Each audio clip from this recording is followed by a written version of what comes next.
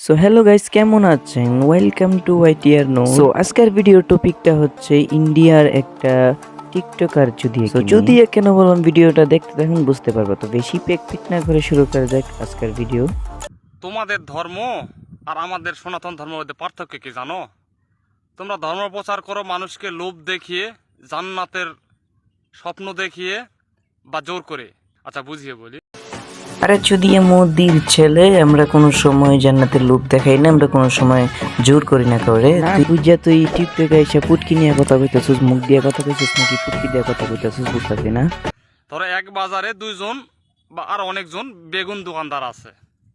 কিছু বেগুন দোকানদার 30 টাকা কেজি 30 টাকা কেজি ডাইকে বিক্রি করে, তারপর কাস্টমার খুঁজে পায় না। আর কিছু দোকানদার আছে 80 টাকা কেজি বেগুন বিক্রি করে, তাদের ডাকতে হয় না, সিরিয়াল অনুযায়ী বেগুন নিতাছে।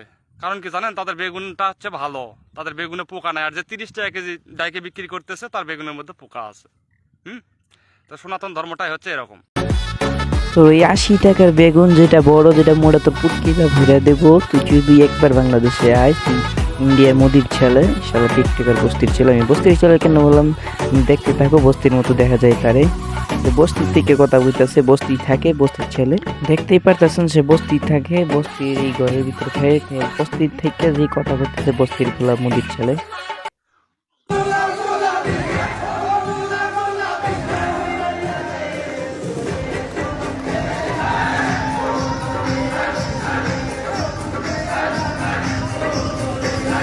আরে মুদির চামচা, মুদির পালিত কুত্তা, একটা কথা বলি মাথায় রাখিস, আমার ভিডিওটা তুই যদি দেখোস তাহলে এই কথাগুলো মাথায় রাখিস। যাই করিস না কে, কোনো সময় মুসলমানের ধর্ম নিয়ে টান দিস না, বুঝছস? পরে ফুটকিদা বইরা দেবো কোনটা কোন দিকটা। তো ফুটকিতে বাঁশ বুডু গাইবো নাকি এবার বেগুন বইরা দেবো সেটা জানা নাই। তো বেহান চুত সালে সাবধানে থাকিস মুদির চামচা পালিত কুত্তা।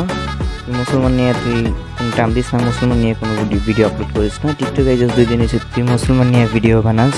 তোর ফুটকিদা তো বাস না রে, তোর ফুটকিদা একটা বাস ঢুকাই দেওয়া দরকার। যাই হোক, রাস্তার পোলা বস্তির পোলা, তুই সাবধানে থাকিস, ঠিক আছে? তুই মুসলমান নিয়ে ভিডিও বানাইস না।